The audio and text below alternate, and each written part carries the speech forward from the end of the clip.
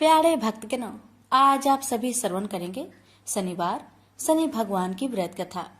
शनि भगवान का व्रत उपवास रखने से व्यक्ति के सभी मुश्किलें समाप्त हो जाती है।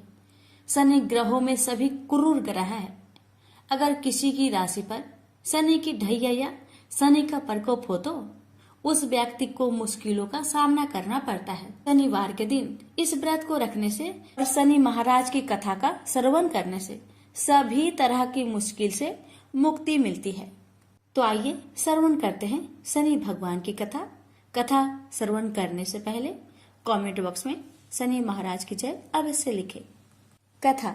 एक समय स्वर्ग लोक में सबसे बड़ा कौन, ये प्रश्नों को लेकर नव ग्रहों में वाद विवाद हो गया। विवाद इतना बढ़ा कि परस्पर भयंकर युद्ध की स्थिति बन गई। निर्णय के लिए सभी देवता देवराज इंद्र के पास पहुंचे और बोले, हे देवराज, आपको निर्णय करना होगा कि हम में से सबसे बड़ा कौन है।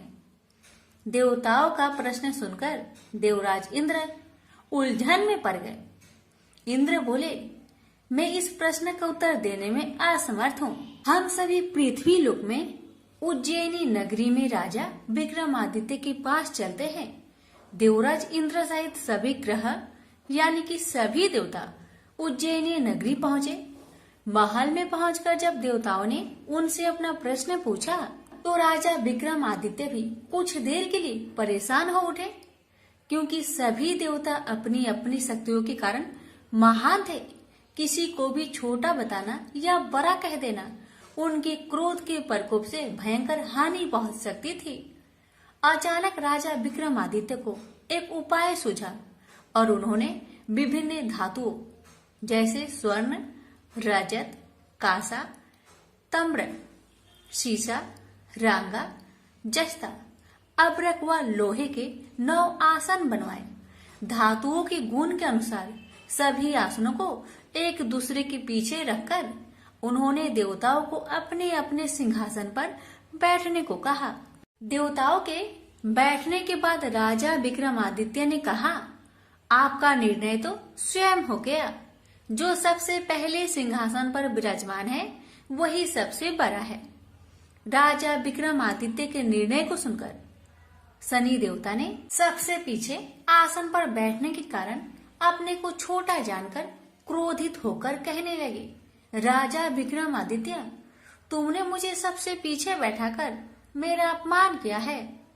तुम मेरी शक्तियों से परिचित नहीं हो। मैं तुम्हारा सर्वनाश कर दूंगा। शनि ने कहा, सूर्य एक राशि पर 1 महीने, चंद्रमा 2.25 दिन, मंगल 1.5 महीने, बुध और शुक्र 1 महीने, बृहस्पति 13 महीने रहते हैं, लेकिन मैं किसी राशि पर 7.5 वर्ष तक रहता हूँ। बड़े बड़े देवताओं को मैंने अपने प्रकोप से पीड़ित किया है। राम को 7.5 के कारण ही वन में जाकर रहना पड़ा और रावण को 7.5 के कारण ही युद्ध में मृत्यु का शिकार बनना पड़ा। राजा, अब तू भी मेरे प्रकोप से नहीं बच सकता। इसके बाद अनेक ग्रहों के देवता तो प्रसन्नता के साथ चले गए, परंतु शनि भगवान बड़े क्रोध के साथ वहां से विदा हुए। राजा विक्रमादित्य पहले की तरह ही न्याय करते रहे। उनके राज्य में सभी स्त्री पुरुष बहुत आनंद से जीवन यापन कर रहे थे। कुछ दिन ऐसे ही बीत गए। उधर शनि देवता अपने अपमान को भूल नहीं पाए थे। विक्रमादित्य से बदला लेने के लिए एक दिन शनि भगवान ने घोड़े के व्यापारी का रूप धारण किया और बहुत से घोड़ों के साथ उज्जैनी नगरी पहुंचे। राजा विक्रमादित्य ने राज्य में किसी घोड़े के व्यापारी की आने का समाचार सुना तो अपने अश्वपाल को कुछ घोड़े खरीदने के लिए भेजा। घोड़े बहुत कीमती थे। अश्वपाल ने जब वापस लौटकर इस संबंध में बताया तो राजा विक्रमादित्य ने स्वयं आकर एक सुंदर व शक्तिशाली घोड़े को पसंद किया। घोड़े की चाल देखने के लिए राजा उस घोड़े पर सवार हुए तो वह घोड़ा बिजली की गति से दौड़ पड़ा।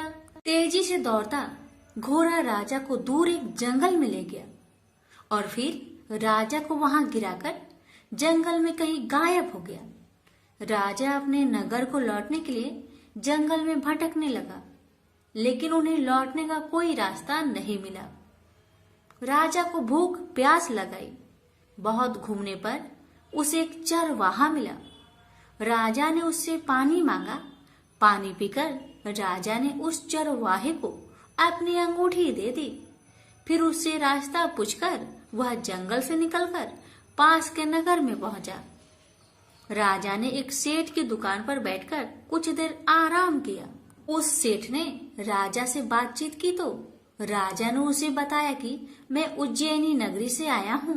राजा के कुछ देर दुकान पर बैठने से सेठ जी की बहुत बिक्री हुई। सेठ ने राजा को बहुत भाग्यवान समझा और खुश होकर उसे अपने घर भोजन के लिए ले गया। सेठ के घर में सोने का एक हार खूंटी पर लटका हुआ था। राजा को उस कमरे में छोड़कर सेठ कुछ देर के लिए बाहर गया। तभी एक आश्चर्यजनक घटना घटी। राजा को देखते ही देखते सोने के उस हार को खूंटी ने निकल गई। सेठ ने कमरे में लौटकर हार को गायब देखा तो चोरी का संदेह राजा पर किया, क्योंकि उस कमरे में राजा ही अकेले बैठा था। सेठ ने अपने नौकरों से कहा कि इस परदेसी को रस्सियों से बांधकर नगर के राजा के पास ले चलो। राजा ने विक्रमादित्य से हार के बारे में पूछा तो उन्होंने बताया कि मेरे आंखों के ही सामने खूंटी ने उस हार को निगल लिया था। विक्रमादित्य की बात को सुनकर राजा बहुत क्रोध से भर गए। उन्हें लगा विक्रमादित्य झूठ कह रहे हैं, इसलिए राजा ने क्रोधित होकर चोरी करने के अपराध में विक्रमादित्य के हाथ पांव काटने की आदेश दे दिया। राजा विक्रमादित्य के हाथ पांव काटकर उसे नगर के सड़क पर छोड़ दिया गया।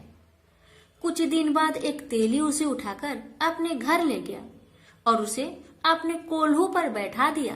राजा आवाज देकर बैलों को हाँकता रहता। इस तरह तेली का बैल चलता रहा और राजा को भोजन मिलता रहा।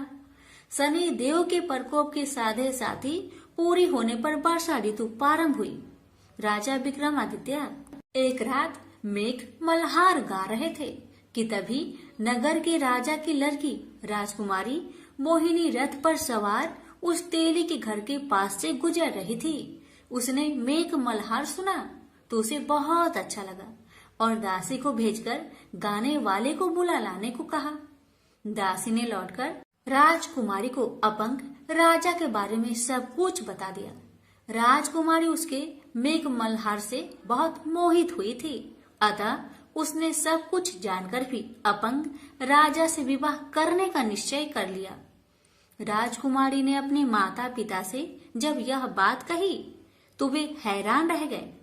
रानी ने मोहिनी को समझाया, बेटी तेरे भाग्य में तो किसी राजा की रानी होना लिखा है, फिर तू उस अपंग से विवाह करके अपने पांव पर कुल्हाड़ी क्यों मार रही हो।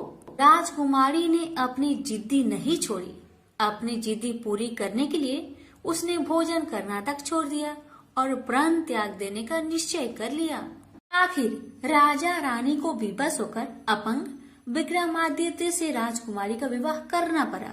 विवाह के बाद राजा विक्रमादित्य और राजकुमारी तेली के घर रहने लगे। उसी रात सपने में शनि भगवान ने राजा से कहा, राजा तुमने मेरा प्रकोप देख लिया, मैंने तुम्हें अपने अपमान का दंड दिया है। राजा ने शनि भगवान से हाथ जोड़कर क्षमा प्रार्थना की कि हे भगवान, आपने जितना दुख मुझे दिया अन्य किसी को ना देना। शनि भगवान ने कुछ सोचकर कहा, राजा मैं तुम्हारी प्रार्थना स्वीकार करता हूँ। जो कोई स्त्री पुरुष मेरा पूजा करेगा, शनिवार को व्रत करके मेरी व्रत कथा सुनेगा, उस पर मेरी अनुकंपा सदा बनी रहेगी। प्रातःकाल राजा विक्रमादित्य की नींद खुली तो उसने अपने हाथ पांव देखकर राजा को बहुत खुशी हुई। उसने मन ही मन शनि भगवान को प्रणाम किया। राजकुमारी भी राजा के हाथ पांव सही सलामत देखकर आश्चर्य में डूब गई। तब राजा विक्रमादित्य ने अपना परिचय देते हुए शनि भगवान की प्रकोप की सारी कहानी सुनाई। सेठ को जब इस बात का पता चला तो दौड़ता हुआ तेली के घर पहुंचा और राजा के चरणों में गिरकर क्षमा मांगने लगा। राजा ने उसे क्षमा कर दिया क्योंकि यह सब तो शनि भगवान के प्रकोप से हुआ था। सेठ राजा को अपने घर ले गया और उसे भोजन कराया। भोजन करते समय वहाँ एक अनोखी घटना घटी। सबके देखते देखते उस खुटी ने हार को उगल दिया। सेठ जी ने अपनी बेटी का विवाह भी राजा के साथ कर दिया और बहुत से स्वर्ण आभूषण, धन आदि देकर राजा को विदा किया। राजा विक्रमादित्य राजकुमारी मोहिनी और सेठ के साथ उज्जैनी पहुंचे तो नगर वासियों ने हर्ष से उनका स्वागत किया। अगले दिन राजा विक्रमादित्य ने पूरे राज्य में घोषणा कराई कि शनिदेव सब देवों से सर्वश्रेष्ठ हैं। प्रत्येक स्त्री पुरुष शनिवार का उनको व्रत करे और व्रत कथा अवश्य सुने। राजा विक्रमादित्य की घोषणा से शनिदेव बहुत प्रसन्न हुए। शनिवार का व्रत करने और व्रत कथा सुनने के कारण सभी लोगों की मनोकामनाएं शनिदेव की अनुकंपा से पूरी होने लगी। सभी लोग आनंद पूर्वक रहने लगे। प्रेम से बोली शनि महाराज की जय। हे शनि महाराज, आपकी कथा कहने वाले, सुनने वाले, हुक्कार भरने वाले सभी भक्तों की सभी मनोकामना को पूर्ण करना, सभी की कष्टों को दूर करना। प्रेम से बोलिए शनि महाराज की जय। आप श्रवण करें शनि महाराज और ब्राह्मण की कथा। बहुत समय पहले की बात है। एक ब्राह्मण और ब्राह्मणी एक गांव में रहा करते थे। ब्राह्मण हर रात अपने सपने में नीली घोड़ी पर नीले कपड़े पहने एक आदमी को देखता था और वह आदमी कहता था, हे ब्राह्मण देवता, मैं तेरे लगूंगा। ब्राह्मण घबराकर उठ जाता और अगले दिन यही सपना उसे फिर आता। यह सपना उसे रोज आने लगा। ब्राह्मण बहुत परेशान हो गया और चिंता के मारे दुबला होने लगा, सूखने लगा। तो एक दिन उसकी पत्नी ने उससे कारण पूछा, हे ब्राह्मण देवता, आपको मैं इतनी अच्छी अच्छी भोजन पकाकर देती हूँ, फिर भी क्या कारण है कि आप दुबले होते जा रहे हैं? ब्राह्मण ने अपनी सपने की सारी बात पत्नी को बताया। ब्राह्मणी बोली, मुझे लगता है अवश्य ही वो शनि महाराज होंगे। अब की बार जब वो आपको दिखे तो आप कह देना, लग जाओ, पर 1.25 पहर से ज्यादा मत लगना। उस दिन फिर सपना आने पर ब्राह्मण ने कहा, लग जाओ, पर कितने समय के लिए लगोगे? शनि जी बोले, 7.5 वर्ष का लगूंगा। ब्राह्मण ने कहा, क्षमा करे शनि भगवान, इतना भारी तो मुझसे झेला नहीं जाएगा। तब शनि भगवान बोले, तो 5 वर्ष का लग जाता हूँ। ब्राह्मण ने मना किया तो शनि जी कहने लगे, 1.25 पहर का तो लगूंगा ही, इतना तो कोढ़ी कलंकी भिखारी के भी लग जाता हूँ। तब ब्राह्मण ने कहा, ठीक है। ब्राह्मण को 1.25 पहर की शनि की दशा लग गई। ब्राह्मण ने दीन से जाकर ब्राह्मणी से कहा, मेरे 1.25 पहर शनि की दशा लग गई है, इसलिए मैं जंगल में जाकर यह समय वहीं पर बिताऊंगा। मेरे लिए खाने पीने का सामान एक पोटली में बांध दो, और हाँ, मेरे जाने के पीछे तुम किसी से झगड़ा मत करना। इस बात का खास ध्यान रखना, ज्यादातर घर में ही रहना और बच्चों का ध्यान रखना। इस 1.25 पहर के समय में कोई भी गाली दे तो चुपचाप सुन लेना, बहस मत करना। यह समझाकर ब्राह्मण जंगल में चले गए। जंगल में ब्राह्मण एक पीपल के पेड़ के नीचे बैठ गए और हनुमान जी का पाठ करने लगे। 1 पहर बीत गया। ब्राह्मण ने सोचा बाकी बचा समय रास्ते में बीत जाएगी, इसलिए वहाँ से चल दिया। रास्ते में एक बाड़ी में मतीरे लगे थे। माली से एक मतीरा खरीदा, पोटली में बांधा और आगे को बढ़ा।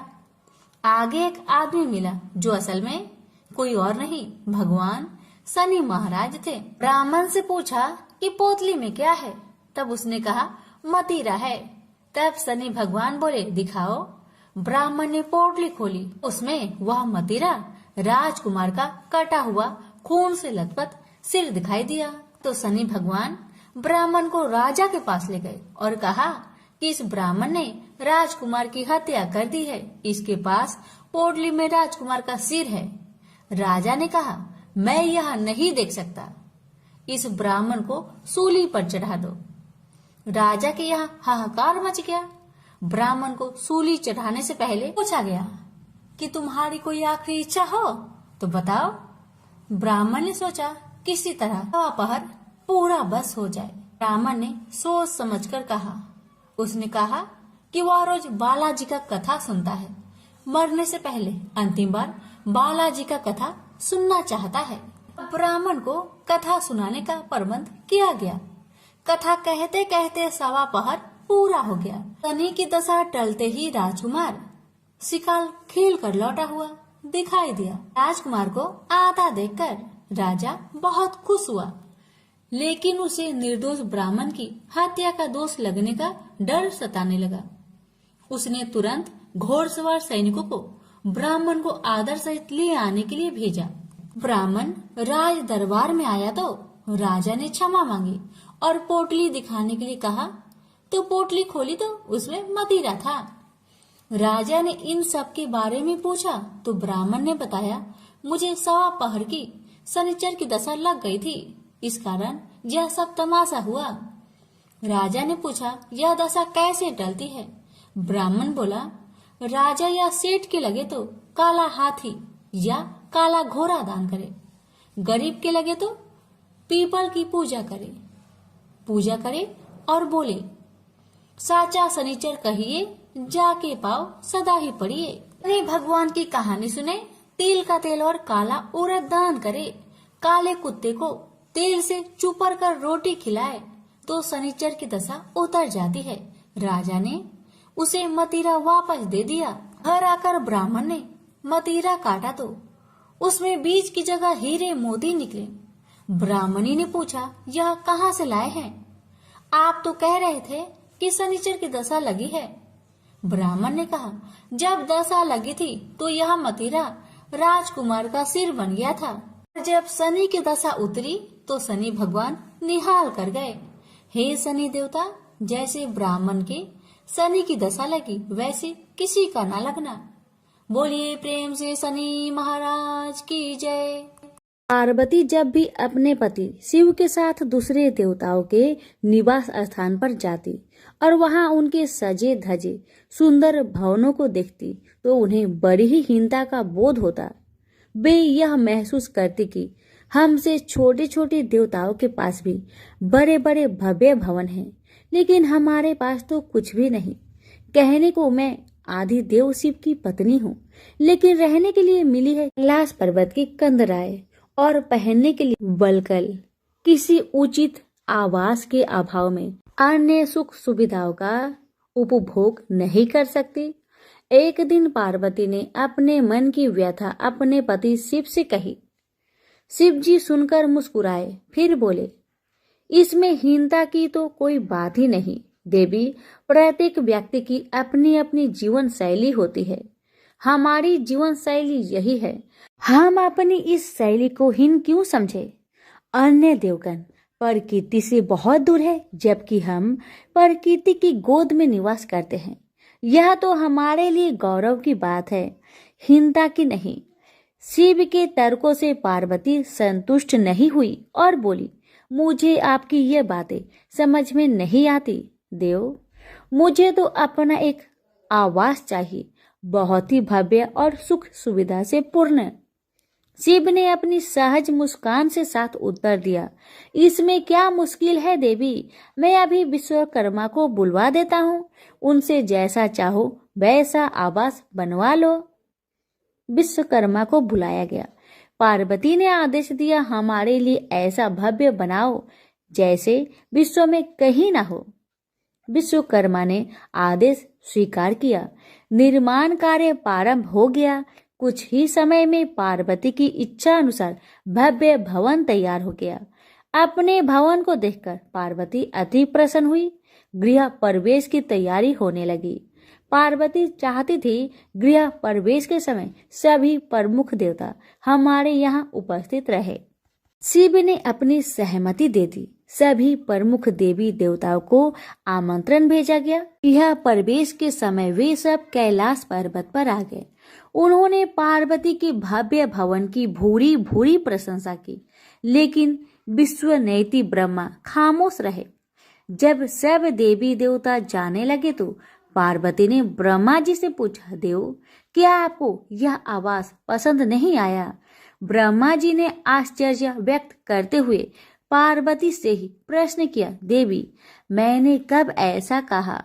आपके चेहरे की भाव भंगिमा कुछ ऐसे कह रही है प्रभु। पार्वती ने अपनी शंका स्पष्ट की। फिर ब्रह्मा जी को मौन देखकर पार्वती ने अपनी बात आगे बढ़ाई। तो आप कुछ संकोच कर रहे हैं, स्पष्ट कहिए, क्या बात है? ब्रह्मा जी ने तनिक रुककर उत्तर दिया, देवी, और तो सब ठीक है, लेकिन इस प्रसाद पर शनि की कुदृष्टि है। इतना कहकर वे वहां से चले गए। पार्वती ने ब्रह्मा जी की बात शिव को बतलाई तो वे कुछ चिंता में पड़ गए। पार्वती ने पूछा, प्रभु, शनि की दृष्टि से क्या हो सकता है? यह प्रसाद जल सकता है? भगवान शिव ने उत्तर दिया, हाँ। यह सुनकर पार्वती भी चिंतित हो गई और बोली, प्रभु, इसके लिए कोई उपाय कीजिए। शिव ने निराश व्यक्त की, शनि की दृष्टि को हटाना सरल नहीं है देवी। शिव का उत्तर सुनकर पार्वती आवेश में आ गई और बोली, सरल क्यों नहीं है? आप अभी शनि लोक जाइए और शनि देव से कहिए कि वह हमारे प्रसाद से अपनी कुदृष्टि हटा ले। यदि वह मान जाए तो आप तत्काल उसे कोई वरदान दे दीजिएगा, और यदि न माने तो आप अपना डमरू जोर से बजा दीजिएगा। मैं स्वयं अपने प्रसाद को आग लगा दूंगी। यदि प्रसाद को जलना ही है तो यह मेरे हाथों से जलेगा, शनि की कुदृष्टि से नहीं। इसके बाद मैं शनि को श्राप दूंगी। पार्वती की इच्छा अनुसार शिव शनि लोग गए। वहां शनि देव ने उनकी अभ्यर्थना की और आदर के साथ आसन पर बैठाया। आसन ग्रहण करने के बाद शिव ने अपने आने का प्रयोजन बताया। देवी पार्वती ने जो प्रसाद बनवाया है उस पर तुम्हारी कुदृष्टि है, अतः वे चाहती है कि तुम उधर से अपनी कुदृष्टि हटा लो। शनि देव ने करवध होकर निवेदन किया, आप निश्चिंत रहे देव। माता पार्वती के प्रसाद पर कुदृष्टि डालने का मैं दुस्साहस नहीं कर सकता। शनि से आश्वासन पाकर शिव प्रसन्न हो गए। शनि, मैं तुमसे प्रसन्न हूँ, तुम जो चाहे वर मांग सकते हो, भोलेनाथ ने कहा। शनि ने विनम्र भाव से कहा, प्रभु, आपका दिया हुआ सब कुछ मेरे पास है, अब मैं और क्या मांगू? हाँ, एक इच्छा अवश्य है, वह है आपका तांडव नृत्य देखने की। बहुत दिन हो गए उसे देखे हुए, आप अपना नृत्य दिखला सके तो कृपा होगी। शनि का यह अनुरोध शिव को अच्छा लगा। उन्होंने तत्काल अपना डमरू उठा लिया और लगे नृत्य करने। भोले भंडारी ये भी भूल गए कि पार्वती ने डमरू की आवाज सुनकर अपने नवनिर्मित प्रसाद को जला देने की बात कही थी। बस डमरू बजा बजा कर नृत्य करते रहे। उधर पार्वती ने जब कैलाश पर डमरू की ध्वनि सुनी तो उन्होंने सोचा कि शनि ने अपनी कुदृष्टि हटाना अस्वीकार कर दिया है, अतः वे बहुत दुखी हुई। उन्हें लगा कि यदि मैं तत्काल अपने नवनिर्मित आवाज को आग लगा दूंगी तो वह शनि की कुदृष्टि से बच जाएगा। अतः उन्होंने स्वयं ही अपने प्रसाद में आग लगा दी। वह धू धू करके जल उठा। प्रसाद को जलता देख पार्वती का शनि पर क्रोध धीरे धीरे बढ़ने लगा। अब वे उसे श्राप देने को तैयार हो गई, लेकिन उसी समय भगवान शिव वहां पहुंच गए। उन्होंने प्रसाद को जलते देखा तो वे आश्चर्यचकित रह गए। उनकी समझ में ही नहीं आया कि यह कैसे हो गया। फिर अचानक उन्हें सब कुछ स्मरण हो गया। अपनी भूल का उन्हें एहसास हुआ। उन्होंने पार्वती को सब कुछ सुनाया। सच्चाई जानकर पार्वती को भी अपनी जल्दबाजी पर दुख हुआ। अब शनि को श्राप देने का कोई अर्थ नहीं था। प्रत्यक्ष उसका कहीं कोई अपराध नहीं था। फिर भी पार्वती और शिव को यह लग रहा था कि यह सब हुआ शनि की कुदृष्टि से ही, लेकिन स्थिति को देखते हुए वे दोषी नहीं ठहरा सकते। प्रेम से बोलिए शनि महाराज की जय। उमापति शंकर भगवान की जय। पिपलाद और शनि भगवान की कथा। जो भी इनकी कथा को सच्चे मन से श्रवण करेगा उसकी सारी दुख तकलीफ समाप्त हो जाएगी। कहते हैं कि किसी पर शनि की 7.5 होती है तो विद्वानों द्वारा कहा जाता है कि आप पीपल वृक्ष की पूजा करें। आखिर इसके पीछे का कारण क्या है, आइए इस रहस्य को जानते हैं। पिपलाद ऋषि का नाम आप सभी ने सुना होगा। वह महर्षि दधीचि के पुत्र थे। महर्षि दधीचि जिन्होंने अपनी हड्डियों का दान कर दी थी, जिससे इंद्र का वज्र बनाकर और वृत्रासुर का संहार संभव हो पाया था। यह घटना ब्रह्म पुराण की है। शमशान में जो महर्षि दधीचि के मांस पिंड का दाह संस्कार हो रहा था तो उनकी पत्नी अपने पति का वियोग सहन न कर पाई और पास में स्थित पीपल के वृक्ष की कोटर में जो जड़ों के कारण एक गड्ढा बन जाता है, उसमें अपने 3 वर्ष के बालक को रखकर स्वयं चिता पर सती हो गई। इस प्रकार महर्षि दधीचि और उनकी पत्नी का बलिदान हो गया। किंतु पीपल की कोटर में रखा बालक भूख प्यास से तड़पने लगा और चिल्लाने लगा। जब कोई वस्तु से नहीं मिली तो कोटर में गिरे हुए पीपल के फल खाकर वह बड़ा होने लगा। एक दिन देव ऋषि नारद वहां से गुजर रहे थे। नारद जी ने पीपल की कोटर में बालक को देखकर उससे उसका परिचय पूछा। बालक ने अपना परिचय दिया और बताया कि मैं नहीं जानता कि मैं कौन हूँ। नारद ने पूछा, तुम्हारा जनक कौन है? तब बालक भी उसी तरह का उत्तर दिया कि वह नहीं जानता कि उसके जनक कौन है। तब नारद जी ने अपना ध्यान धरकर उस बच्चे के बारे में पूरी जानकारी निकाली और उसे बताया कि तुम महान दधीचि के पुत्र हो। तुम्हारे पिता की अस्थियों का वज्र बनाकर ही देवताओं ने असुरों पर विजय प्राप्त की थी। नारद ने बताया कि तुम्हारे पिता दधीचि की मृत्यु मात्र 31 वर्ष की उम्र में ही हो गई थी।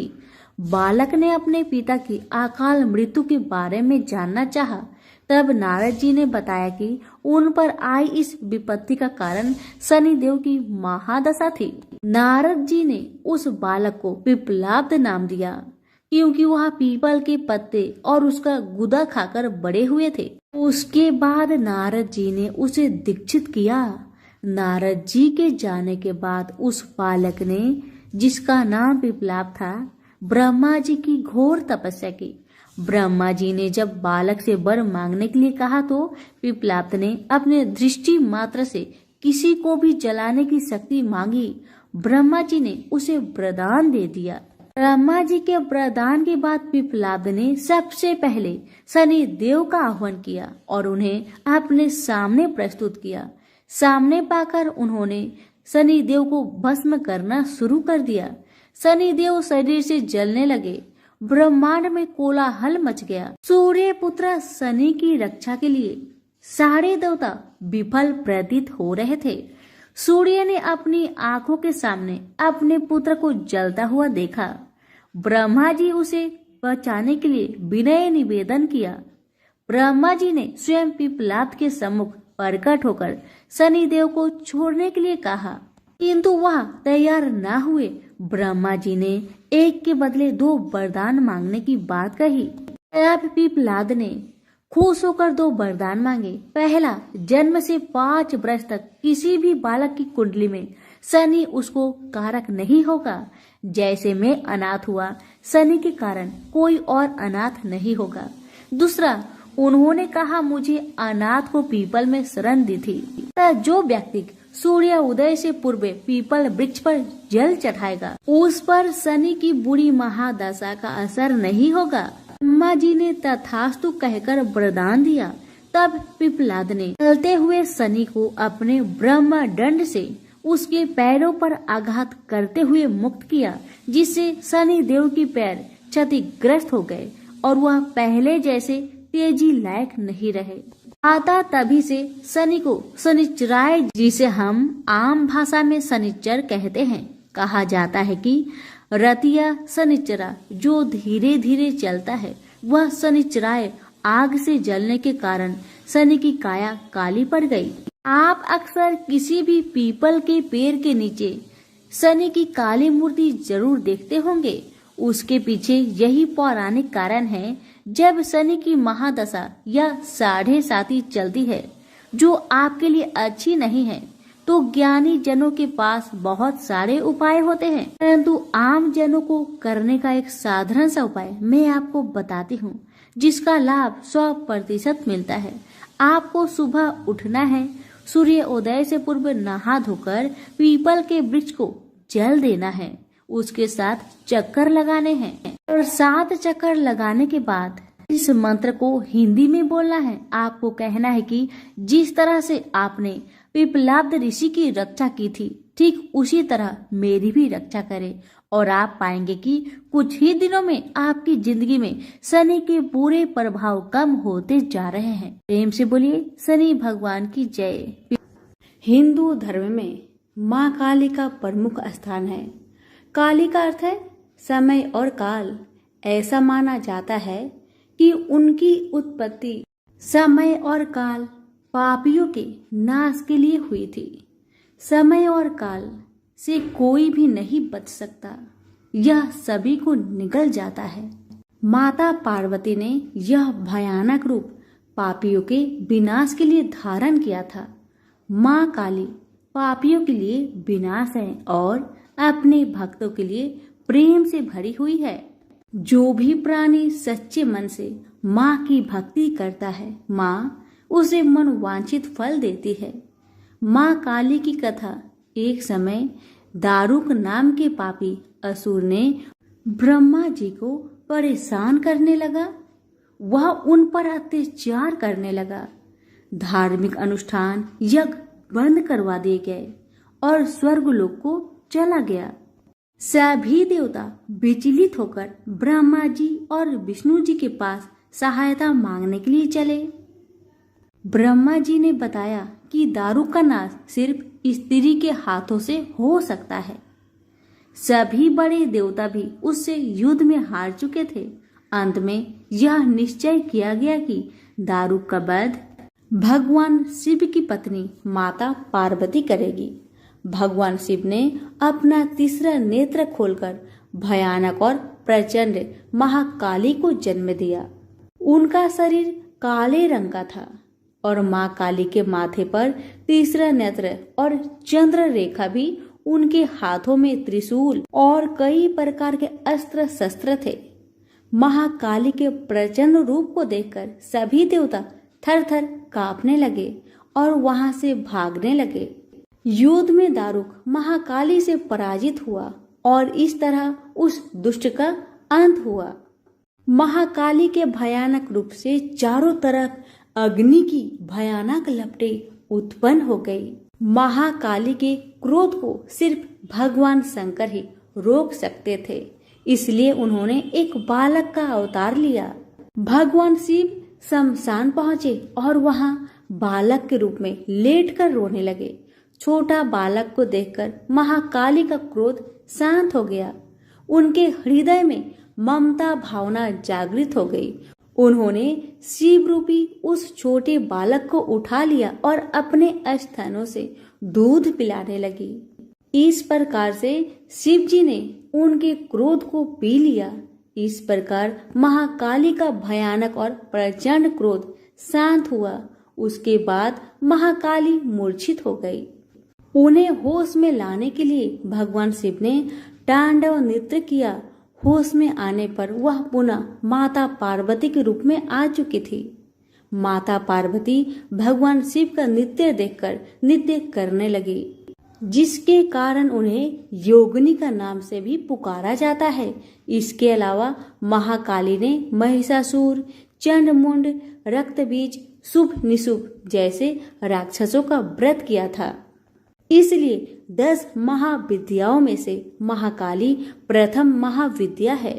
प्रेम से बोलिए माँ काली की जय हो।